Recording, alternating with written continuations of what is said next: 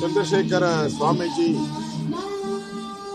ವಿಶ್ವ ಒಕ್ಕಲಿಗರ ಮಟ್ಟದ ಪೀಠಾಧ್ಯಕ್ಷರು.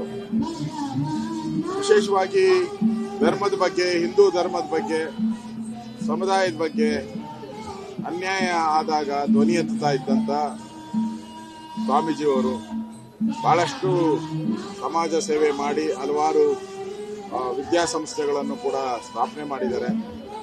ಹಿಂದೂಗಳಿಗೆ ಯಾವತ್ತಾದರೂ ತೊಂದರೆ ಆದಾಗ ದೊಡ್ಡ ಧ್ವನಿಯನ್ನ ಎತ್ತುವ ಮುಖಾಂತರ ಸಮುದಾಯದ ಪರವಾಗಿ ನಿಂತಂತ ಸ್ವಾಮೀಜಿಯವರು.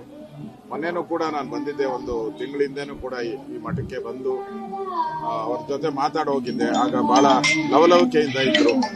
ಸುಮಾರು 1-2 ವರ್ಷಗಳ ಕಾಲದಿಂದ ಕೂಡ ಕ್ಯಾನ್ಸರ್ ರೋಗದಿಂದ ಬಳಲ್ತಾ ಇದ್ರು. ಚೇತರಿಸ್ಕೊಂತಾರೆ ಅನ್ನೋ ವಿಶ್ವಾಸ ಇತ್ತು. ಆದರೆ ಇವತ್ತು ರಾತ್ರಿ ಅವರು ದಿವಂಗತರಾಗಿದ್ದಾರೆ.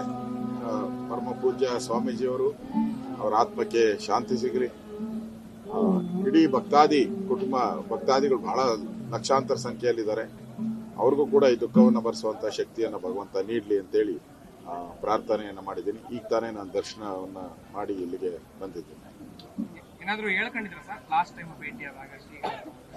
ಇಲ್ಲ, ನನ್ನ ಜೊತೆ ಮಾತಾಡಿದಾಗ ಎಲ್ಲರಿಗೂ ಜಾಗ ಕೊಟ್ಟಿದೀಯಪ್ಪ ವಿದ್ಯಾಸಂಸ್ಥೆಗಳನ್ನು ಮಾಡಕ್ಕೆ, ನಮಗೂ ಎಲ್ಲಾದ್ರೂ ಒಂದು ಜಾಗ ಕೊಡಬೇಕು. ಮುಂದೆ ನೀನು ಅಧಿಕಾರಕ್ಕೆ ಬಂದಾಗ ನಮಗೂ ವಿದ್ಯಾಸಂಸ್ಥೆಗಳನ್ನು ಮಾಡುವಂಥದ್ದಕ್ಕೆ, ಸಮಾಜದ ವಿದ್ಯಾರ್ಥಿಗಳಿಗೆ, ವಿಶೇಷವಾಗಿ ಹೆಣ್ಣು ಮಕ್ಕಳಿಗೆ ಹಾಸ್ಟೆಲ್ಗಳನ್ನು ಮಾಡಬೇಕು, ಈ ಥರದ ಭಾವನೆಗಳನ್ನು ವ್ಯಕ್ತ ಮಾಡಿದರು. ವಿಶೇಷವಾಗಿ ಅವರು ಧರ್ಮದ ಬಗ್ಗೆ ಹೆಚ್ಚು ಕಾಳಜಿಯನ್ನು ಹೊಂದಿದ್ರು. ಹಿಂದೂ ಧರ್ಮ ಒಟ್ಟಾಗಿ ಉಳಿಬೇಕು, ಆ ಧರ್ಮದ ಪರವಾಗಿ ನಿಲ್ಲಬೇಕು ನೀವೆಲ್ಲರೂ ಅಂತೇಳಿ.